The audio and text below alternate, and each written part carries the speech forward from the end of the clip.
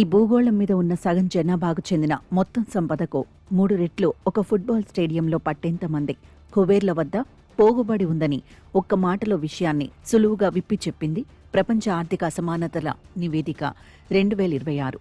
పరిశోధన, అధ్యయనం, విశ్లేషణలతో పాటు అర్థమయ్యే రీతిలో అసమానతలకు కారణాలను తెలియచెప్పడంలోనూ పరిష్కార మార్గాలను సూచించడంలోనూ వరల్డ్ ఇన్ఈక్వాలిటీ ల్యాబ్కు గుర్తింపు ఉంది. అపర కుబేర్లున్న పేద దేశంగా గత నివేదికలో భారతదేశాన్ని అభివర్ణించిన ఈ సంస్థ ఈ సరికొత్త నివేదికలో నానాటికి మరింత హెచ్చుతున్న ఆదాయ అసమానతలతో భారత్ ప్రపంచంలోనే అగ్రస్థానంలో నిలిచిందని, మిలియనీర్లు బిలియనీర్లుగా మారుతూ ఉంటే పేదలు నిరుపేదలుగా తిరోగమిస్తున్నారని హెచ్చరించింది.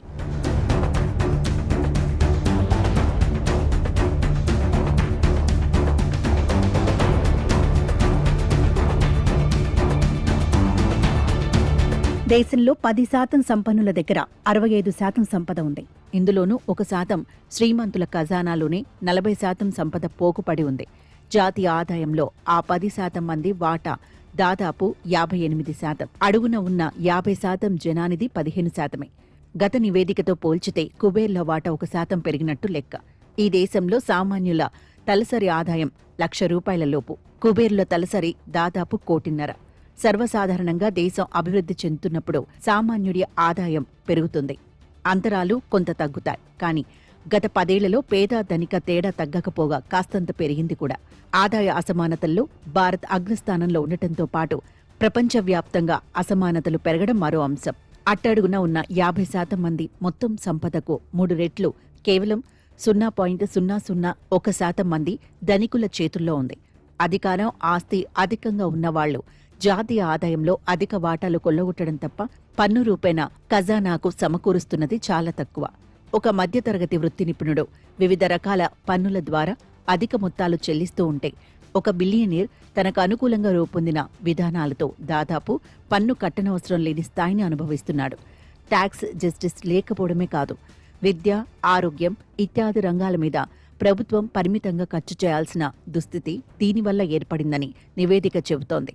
ఇటీవలి G20 సదస్సు సందర్భంలో విడుదలైన నివేదిక కూడా 23 ఏళ్లలో కొత్తగా సృష్టించిన సంపదలో 41% అగ్రగామి 1% ప్రపంచ కుబేర్ల చేతుల్లోకి పోయి దిగువన ఉన్న 50%కి 1% దక్కిందని వివరించింది. ఇదే కాలంలో భారత కుబేరుల్లో పై స్థాయి 1% మంది సంపద విలువ 62%కి పెరిగితే చైనాలో ఇది 54%గా ఉంది. అసమానతలు ఇదే వేగంతో హెచ్చితే ప్రజాస్వామ్యానికి చేటు తప్పదని కూడా ఆ సందర్భంలో హెచ్చరికలు విన్నాం.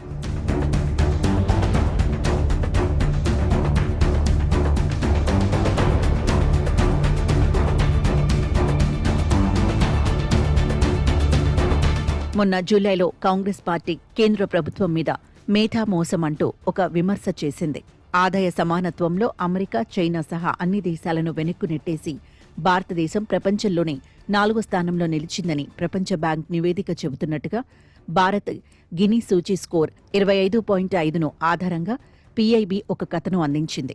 2011-23 మధ్యకాలంలో 17 కోట్ల మంది భారతీయులు కటిక దారిద్ర్యం నుంచి బయటపడ్డారని, దేశంలో పేదరికం రేటు 16 నుంచి 2కు పడిపోయిందని, జన్ధన్ యోజన నుంచి ఆధార్ ఆధారిత ప్రత్యక్ష నగదు బదిలీ సేవల వరకు, ఆయుష్మాన్ భారత్ నుంచి గరీబ్ కళ్యాణ్ అన్న యోజన వరకు ఎన్నో కార్యక్రమాలు, పథకాలు ఈ దేశంలో దారిద్ర్యాన్ని దునుమాడి ఆదాయ సమానత్వాన్ని పెంచడంలో కీలక పాత్ర పోషించాయంటూ ఈ కథనం విశ్లేషించింది. జాతీయ, ప్రాంతీయ మీడియా దీనిని యథాతథంగా ప్రచురించడమే కాదు, దేశ ఆర్థిక ప్రగతి ఫలాలు ప్రజలందరికీ సమానంగా అందుతున్నాయనడానికి ఈ నివేదిక నిదర్శనమంటూ కేంద్ర ప్రభుత్వ మంత్రిత్వ శాఖలు భుజాలు చర్చుకున్నాయి. అయితే కేంద్ర ప్రభుత్వం ఈ నివేదికలోని మన దేశ వినియోగధారిత గినీ సూచీని ఇతర దేశాల్లోని ఆదాయ సూచీతో తప్పుడు పద్ధతుల్లో సరిపోల్చి ప్రజలను మోసం చేసిందని, ఆదాయ సమానత్వంలో మనది 4 కాదు 176వ స్థానమని కాంగ్రెస్ అప్పట్లో విమర్శించింది. ప్రపంచ స్థాయి నివేదికలను తప్పుపట్టడం, తిరస్కరించడం లేదా తమకు అనుకూలంగా తప్పుడు విశ్లేషణలు చేయటం కాక తగిన విధానాలతో సమస్యను ఎదుర్కోవడం అవసరం. అతివేగంగా ఎదుగుతూ అతిపెద్ద ఆర్థిక వ్యవస్థగా ఉన్న భారతదేశంలో కోట్లాది మంది కనీస అవసరాలు తీరకపోవడం అన్యాయమే కాదు, గౌరవాన్ని ఇవ్వదు.